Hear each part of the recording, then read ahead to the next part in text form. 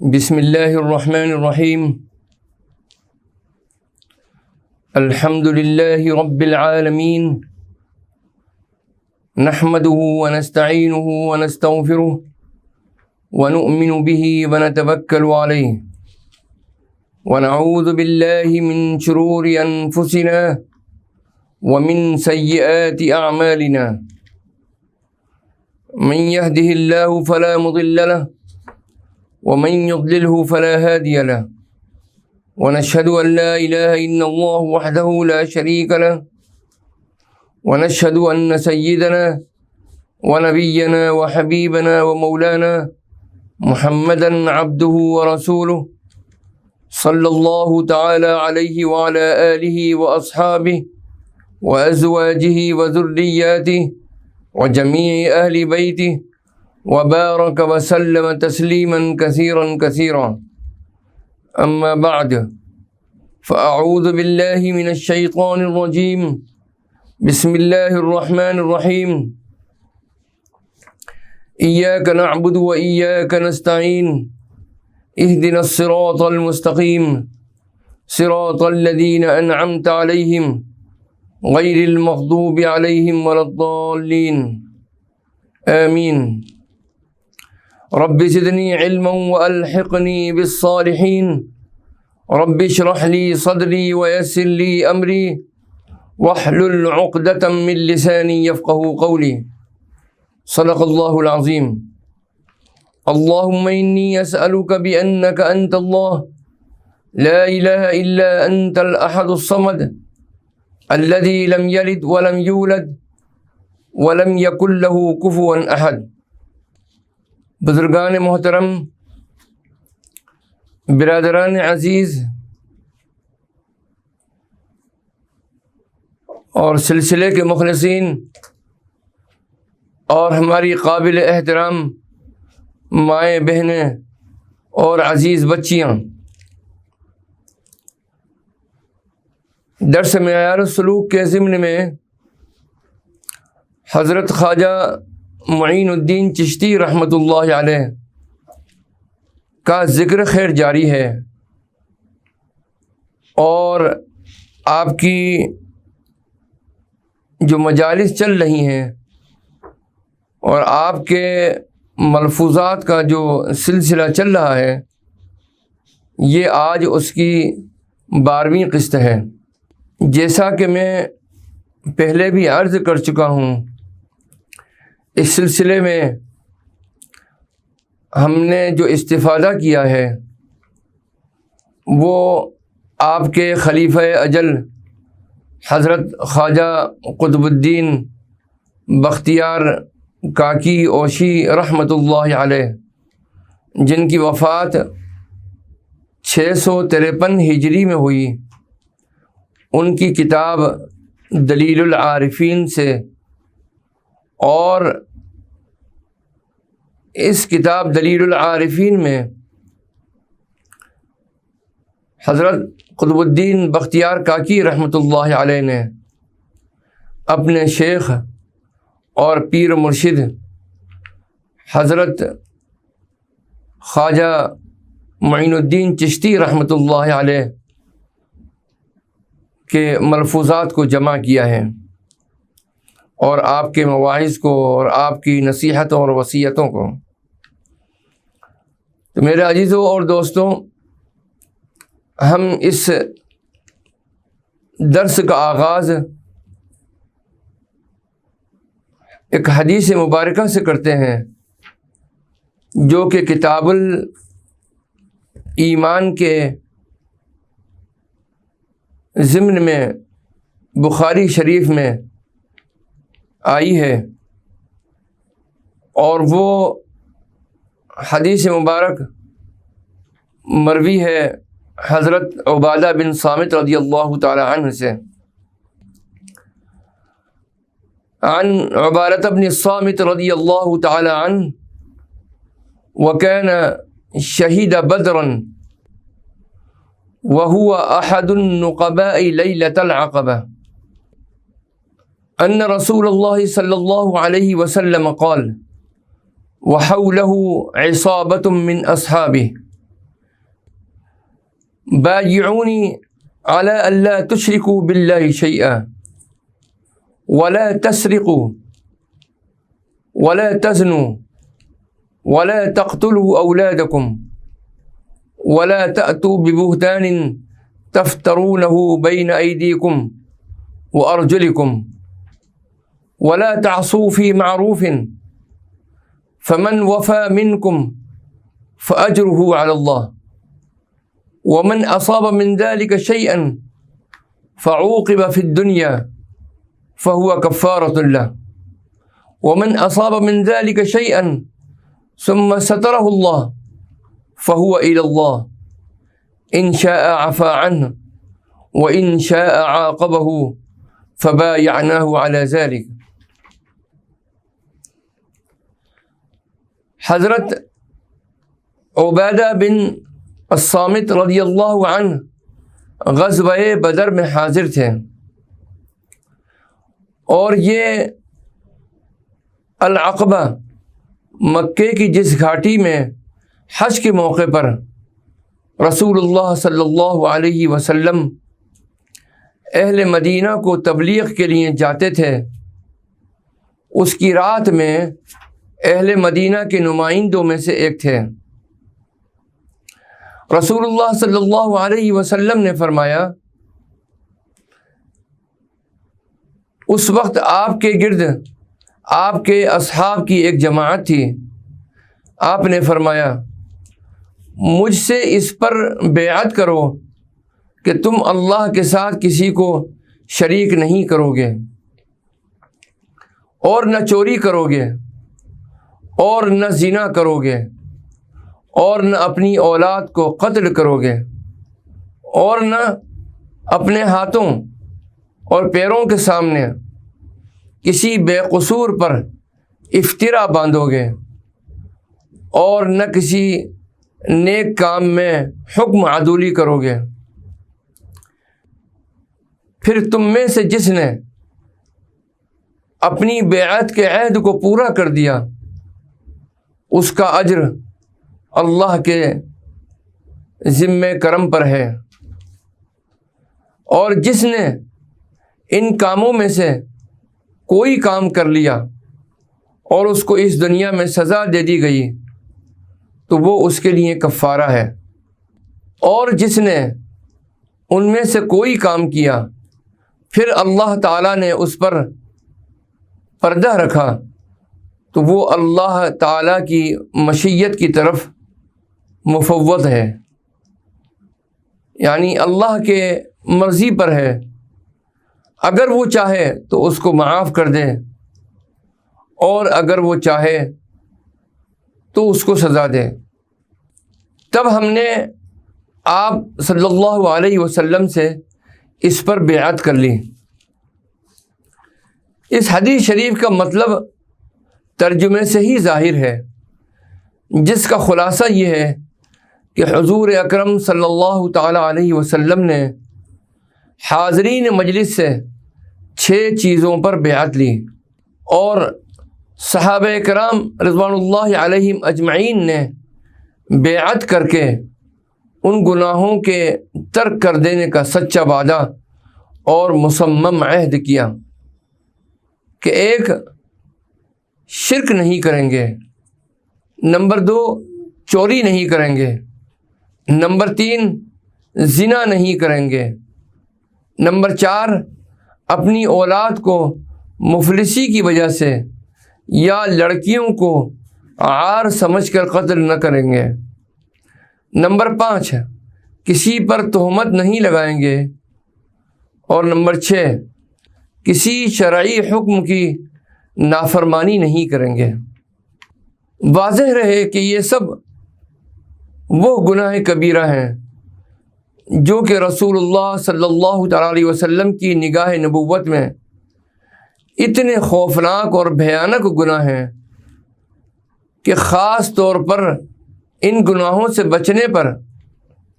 رسول اللہ صلی اللہ علیہ وسلم نے صحابہ کرام سے بذریعہ بیعت عہد لیا۔ اس لیے ہر مسلمان پر لازم ہے کہ ان سب گناہوں کو جہنم کا دہکتا ہوا انگارہ سمجھ کر ان سے دور بھاگتا رہے۔ اس حدیث مبارکہ کا ترجمہ اور اس کا متن اور اس کی تشریح پیش کرنے کے بعد اب ہم آغاز کرتے ہیں حضرت خواجہ معین الدین چشتی رحمۃ اللہ علیہ کی مجلس کا۔ آپ ارشاد فرماتے ہیں کہ پہلی منزل شریعت کی ہے۔ جب آدمی شریعت کا پابند ہو جاتا ہے تو وہ شریعت کے ہر حکم کو بجا لاتا ہے اور شریعت کے حکم سے ذرہ بھر بھی انحراف اور تجاوز نہیں کرتا۔ پھر وہ یہاں سے دوسرے درجے میں پہنچتا ہے جسے طریقت کہتے ہیں۔ جب وہ اس درجے میں ثابت قدم ہو جاتا ہے اور طریقت کی شرائط اور راہ سلوک پر چلنے والوں کے طریقے سے ذرہ برابر بھی انحراف نہیں کرتا تو پھر وہ معرفت کے مرتبے میں پہنچ جاتا ہے۔ جو ہی وہ معرفت کے مرتبے میں پہنچتا ہے تو اس کے دل میں معرفت کا ایک نور پیدا ہو جاتا ہے، اور جب وہ اس مرتبہ معرفت میں ثابت قدم ہو جاتا ہے تو پھر وہاں سے چوتھے مرتبے میں پہنچ جاتا ہے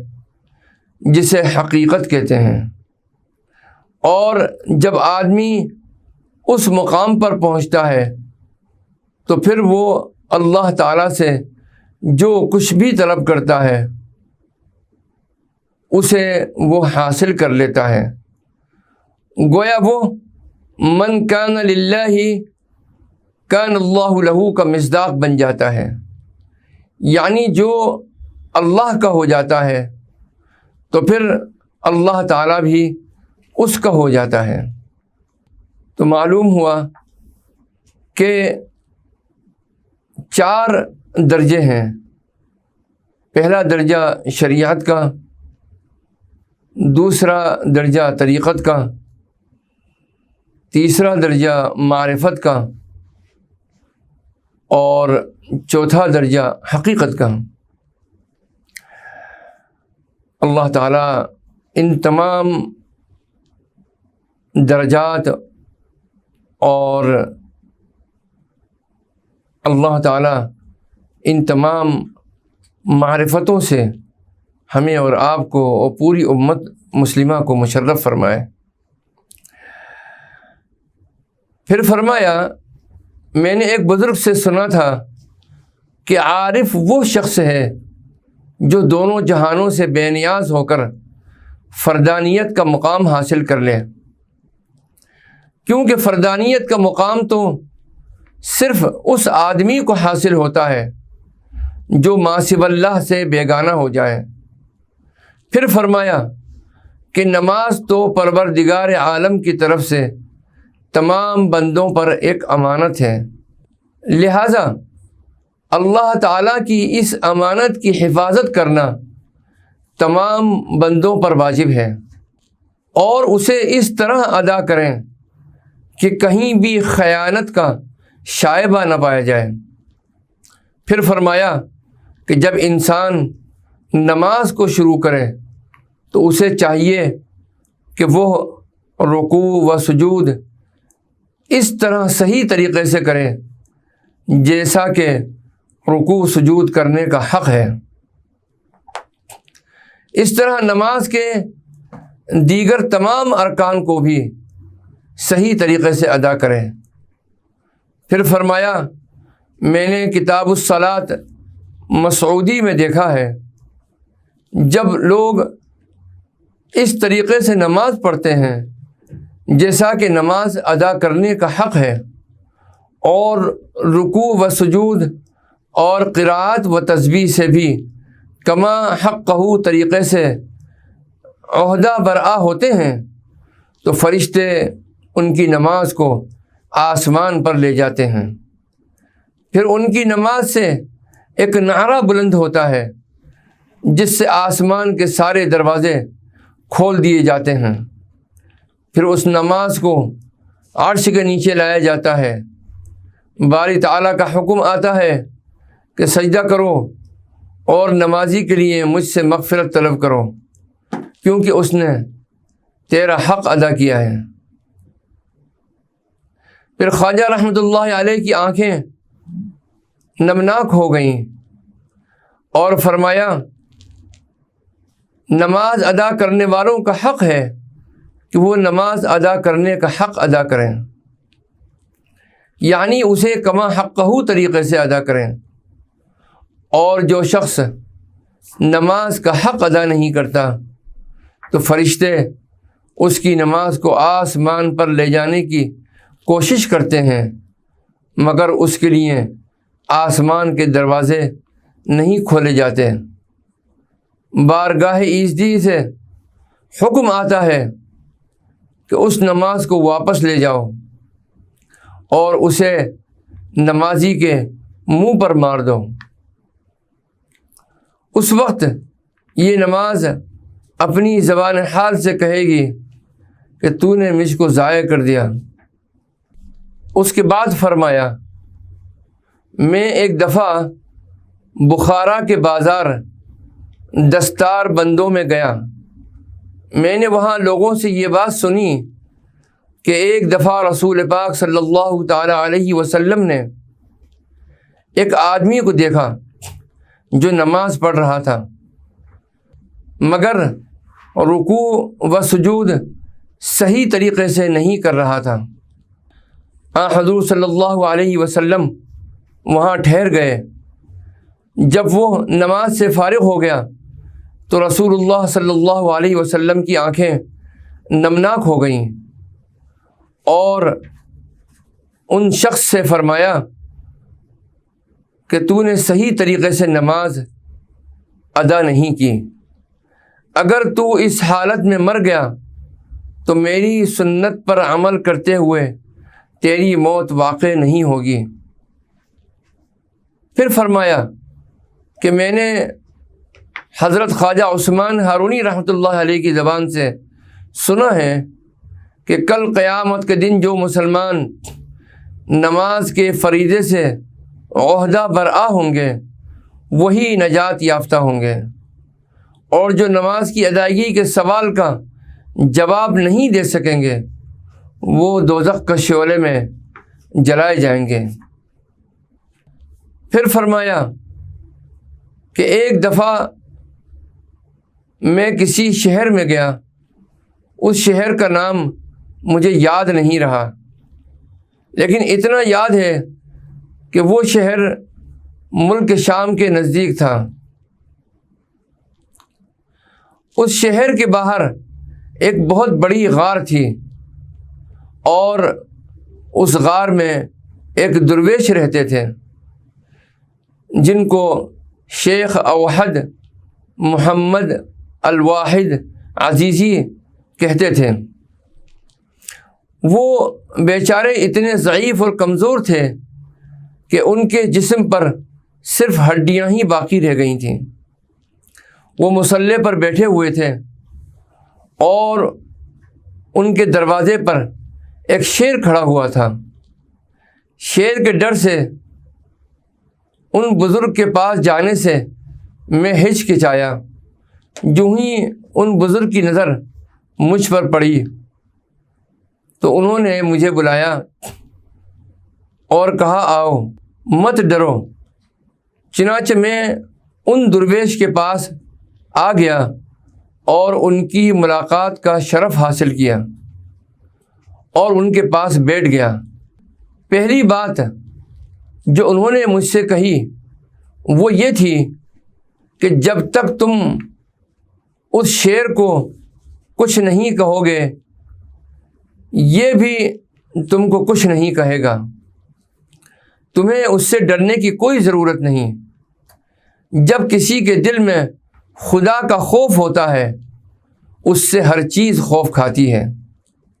شیر کی کیا مجال کہ اس سے خوف نہ کھائے۔ الغرض ان بزرگ نے اس ضمن میں بہت سی کارآمد باتیں کی۔ پھر انہوں نے مجھ سے پوچھا، اے درویش، تم کہاں سے آئے ہو؟ میں نے ان سے کہا کہ میں بغداد سے آیا ہوں۔ انہوں نے کہا، مرحبا، خوش آمدید، درویشوں کی خدمت کرتے رہو تاکہ بزرگ بن جاؤ۔ سنو، چند سال کا عرصہ ہوا ہے کہ میں اس غار میں رہتا ہوں اور تمام مخلوق سے کنارہ کش ہوں۔ میں 30 سالوں سے صرف ایک غم کی وجہ سے رو رہا ہوں، اور رات دن میری گریہ وزاری میں گزرتی ہے۔ میں نے کہا، کون سے غم کی وجہ سے؟ تو انہوں نے کہا، نماز کے غم سے۔ وہ اس لیے کہ جب میں نماز پڑھتا ہوں تو اپنے آپ کی طرف دیکھتا ہوں اور روتا ہوں کہ اگر نماز کی شرائط میں سے کوئی فروگزاشت مجھ سے ہو گئی تو میری تمام نیکیاں برباد ہو جائیں گی اور میری تمام عبادت کو میرے منہ پر مار دیا جائے گا۔ پس اے درویش، اگر تم نے نماز کا حق ادا کر دیا تو سمجھ لو کہ تم نے خاص کام کر لیا،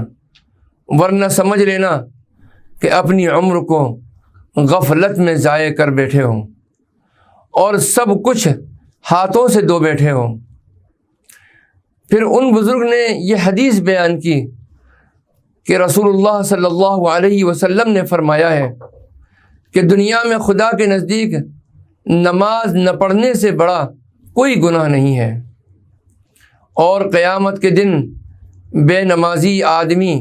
خدا کا بہت بڑا دشمن متصور ہوگا۔ پھر دوزخ کے بارے میں کچھ باتیں بتائیں۔ پھر انہوں نے کہا کہ جو شخص نماز کو ان کی شرائط کے ساتھ ادا نہیں کرتا وہ نماز کا حق ادا نہیں کرتا، گویا وہ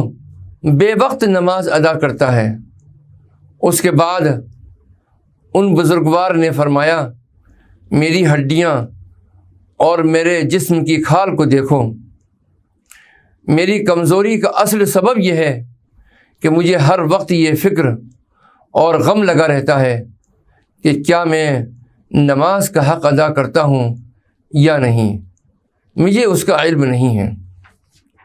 اللہ، ایسی بیداری اور ایسا استحضار اللہ ہمیں اور آپ کو، پوری امت کو نصیب فرما دے۔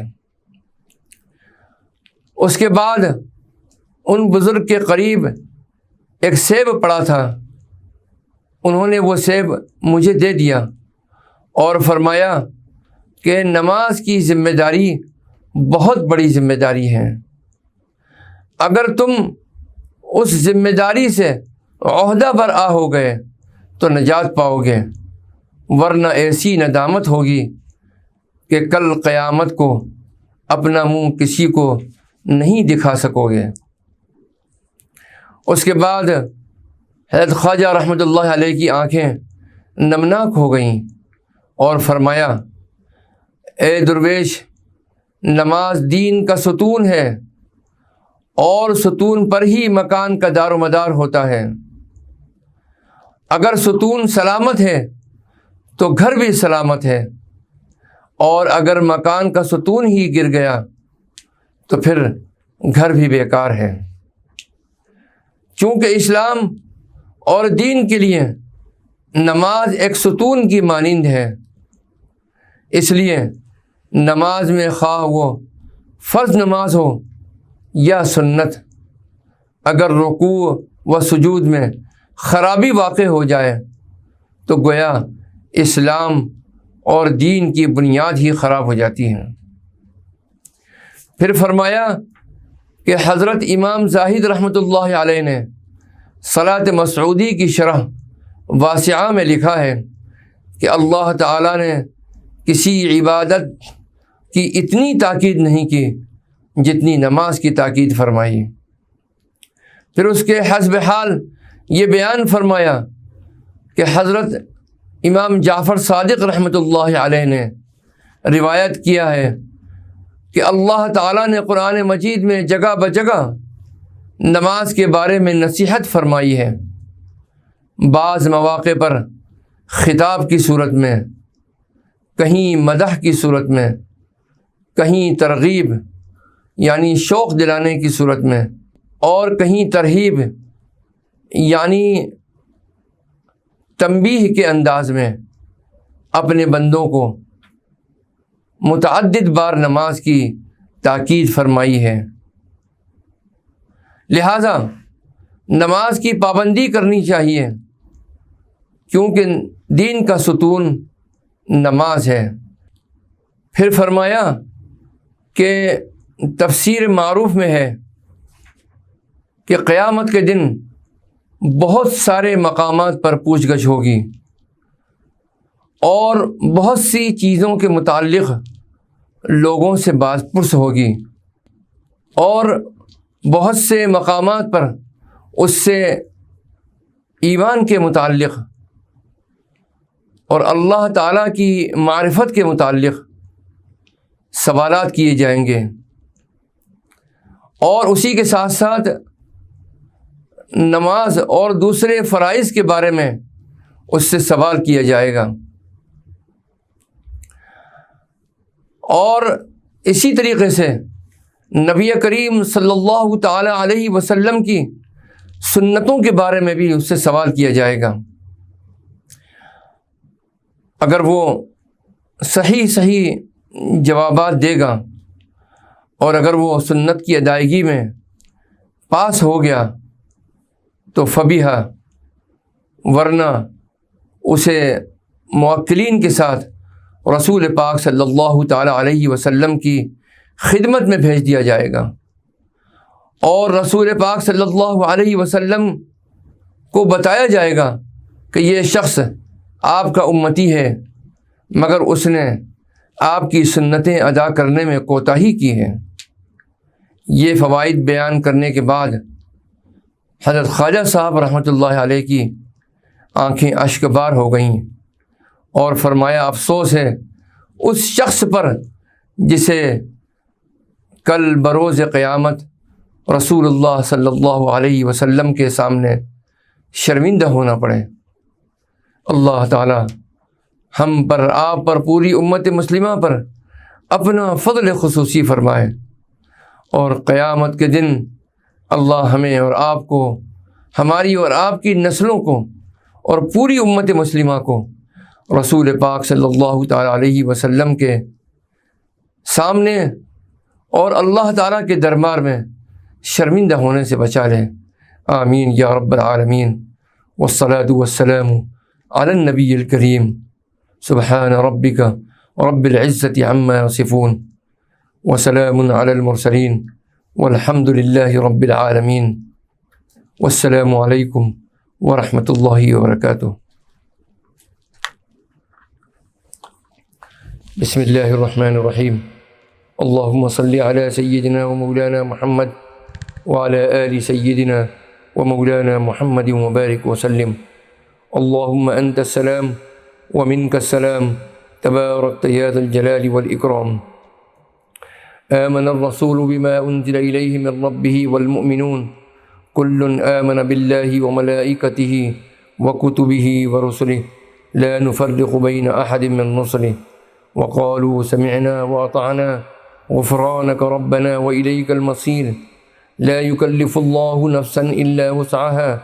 لها ما كسبت وعليها ما اكتسبت، ربنا لا تؤاخذنا إن نسينا